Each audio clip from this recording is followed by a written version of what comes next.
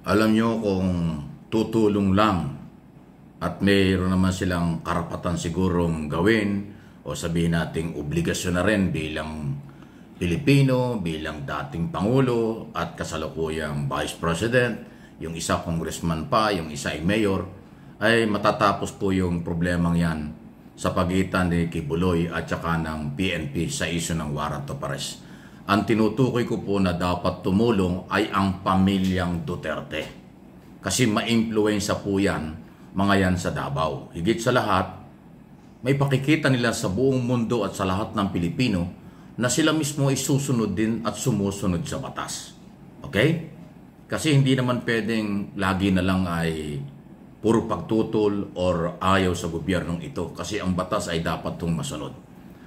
Katulad, tinukay ko, ang dating Pangulong Duterte, abogado, alam niya kung ano yung ginagawa ng pulis.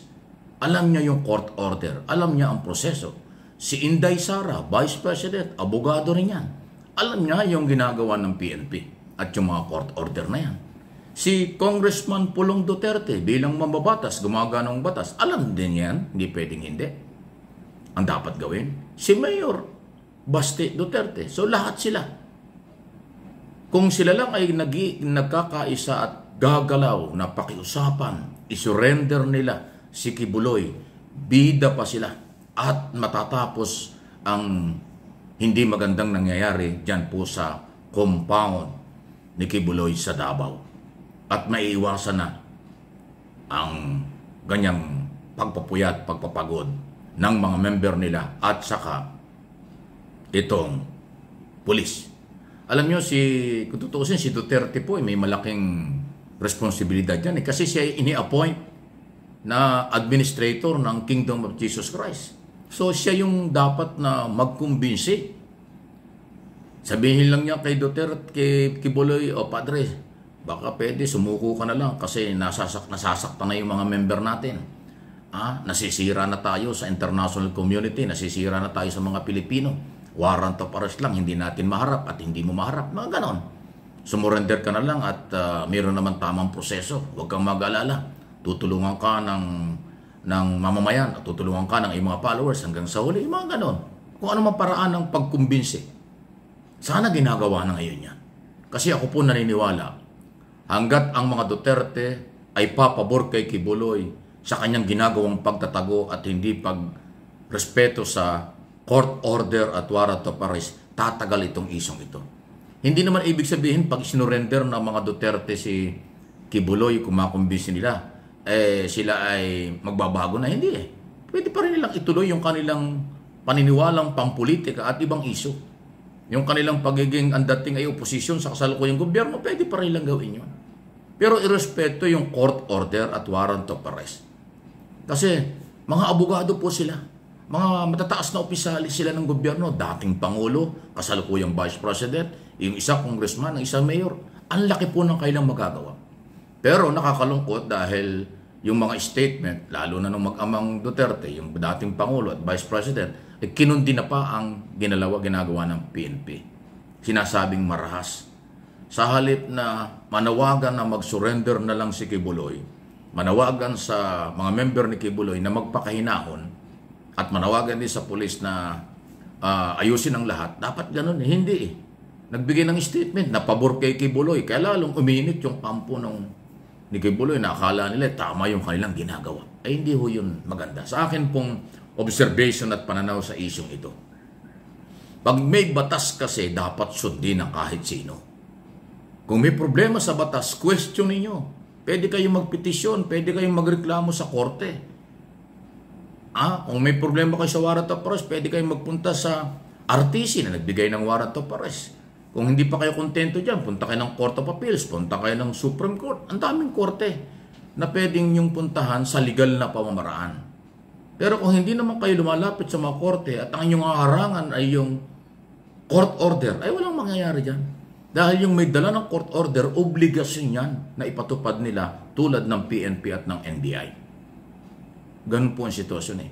Kaya again, inuulit ko, kung tutulong lang para sa kapayapaan, malagay ko makukumbinsi ng mag-aamang Duterte si Kibuloy kung may papaliwanag na mabuti ang kahalagahan ng pag-surrender o pagharap sa court order, warrant of arrest.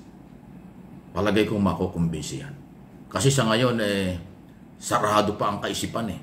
Ngayon, ang laging paniniwala ng kampo ni Kibuloy, sila'y hinaharas. Hindi ho harassment yan. Sila'y ginigipit. Hindi yung panggigipit. Pag lahat na lang ang katwiran ng tao, pag may warrant of arrest, panggigipit, kalokohan yun. Inuulit ko, may mga abogado sila, alam nila ang proseso. Tama yung sinabi ni General Torre. Hindi sa labas ng korte ang debate, sa korte ang debate. Sa labas ng korte, implementation ng mga order.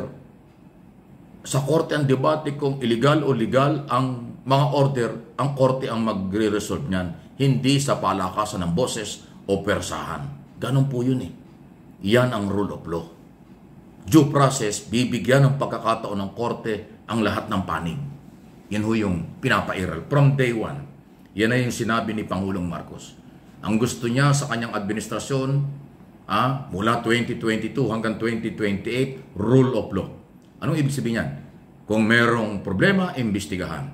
Kung nakuha ang ebidensya, dalhin sa korte ang ebidensya. Litisin ng korte. Ang korte ang magsabi kung guilty o not guilty ang inaakusahan. Ayun, hindi karahasan, hindi human rights violation, hindi maigsing pamamaraan. Yun po yun. Okay? Kaya sana kayo rin, huwag kayong magalit. Pati na yung mga DDS, pati yung mga Duterte, kumbinsihin nyo ang mga Duterte na tumulong para makumbinsi si Kibuloy na rumispeto sa batas. At hindi ho kailanman, hindi naman pwedeng habang buhay na lang ay nagtatago. Hindi naman pwedeng habang buhay na lang ay hindi iiral ng batas. At hindi ho tama na ang katwiran at sagot sa warrant of arrest ay palitan ang presidente. Wow, napakalabo nun.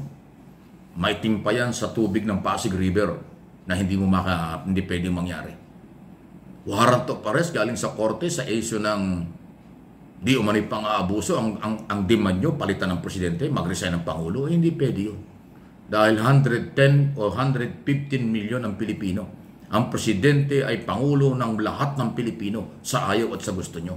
Pero yung kakaunting grupo magdidemand na paalisin ang Pangulo, palitan ang Pangulo dahil may warrant of arrest, ay kalokohan.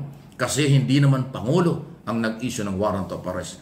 Korte, 3 branches of government ang gumagalaw. Executive Department, Legislator, at saka Judicial.